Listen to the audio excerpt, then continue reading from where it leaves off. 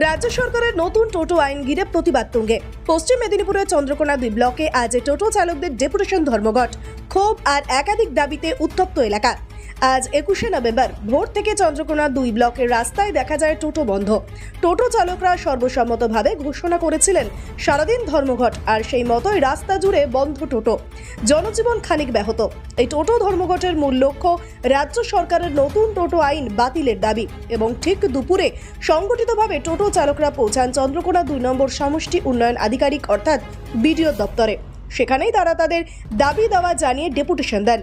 টোটো চালকদের প্রধান দাবিগুলি: টোটো রেজিস্ট্রেশন সম্পূর্ণ ফ্রি করতে হবে, রাজ্য সরকার ও জাতীয় সড়কে টোটো চলাচলের অনুমতি দিতে হবে, টোটোতে পণ্য পরিবহনের অনুমতি চায় টোটো চালকরা, টোটো চালকদের সরকারি সুবিধা বিমা ভাতা স্কিম চালু করতে হবে, টোটোতে 4 জন যাত্রী বহনের নিয়ম চালু রাখতে হবে।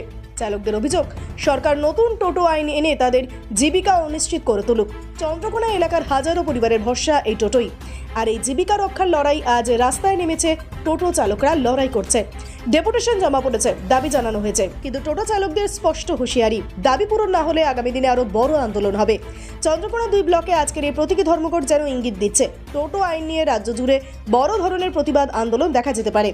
এখন দেখার সরকার কি টোটো চালকদের দাবিতে সাড়া দেয়, নাকি রাস্তায় নামবে আরো বৃহত্তর প্রতিবাদ। আমাদের চন্দ্রকোনা এবং চন্দ্রকোনা পার্শ্ববর্তী গ্রামের সমস্ত টোটো চালকদের আজকে 21/11/2025 তারিখ চন্দ্রকোনা 2 নম্বর ব্লকের বিডিও সাহেবের কাছে ডেপুটেশন ছিল।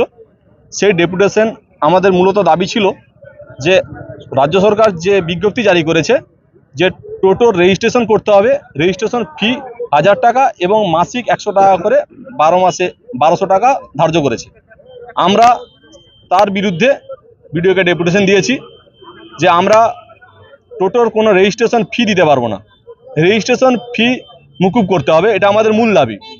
দ্বিতীয়ত বলেছে রাজ্য সরকার যে জাতীয় সড়ক এবং রাজ্য সড়কে টোটো চলাচল সম্পূর্ণভাবে নিষিদ্ধ। আমরা তার বিরুদ্ধে ডেপুটেশন দিয়েছি। আমরা বলেছি রাজ্য সড়ক এবং জাতীয় সড়কে আমার টোটো চলাচল করতে দিতে হবে। আর বলা আছে যে টোটোতে কোনো মাল পরিবহন করতে দেবে না। আমরা তার বিরুদ্ধেও ডেপুটেশন দিয়েছি যে আমাদেরকে টোটোতে মাল পরিবহন করতে দিতে হবে। আমাদের আরও দাবি ছিল যে সরকারি সমস্ত সুযোগ সুবিধা টোটো চালকদের দিতে হবে। আমাদের দাবি ছিল, এবং রাজ্য সরকার আরেকটা জিনিস বলেছে যে 2 বছরের মধ্যে টোটোকে রিটার্ন করে রিজেক্ট করে আবার নতুন টোটো নিতে হবে। 2 বছরের মধ্যে কোনো মতেই টোটোর রেজিস্ট্রেশন করা সম্ভব নয়, টোটো পুনরায় নেওয়া সম্ভব নয়, কারণ 2 বছরের মধ্যে একটা টোটোর যা মূল্য সেই মূল্য তোলা কখনোই সম্ভব নয়, বা পুনরায় আবার একটা টোটো চালকের আবার পুনরায় নতুন টোটো নেওয়া সম্ভব নয়। আর রাজ্য সরকার বলেছে যে 4 জনের বেশি প্যাসেঞ্জার নেওয়া যাবে না, যাত্রী বহন করা যাবে না। আমরা বলেছি টোটো চালক সহ 6 জন নির্ধারিত করতে হবে। আমাদের আরও যে দাবি ছিল যে টোটোর যে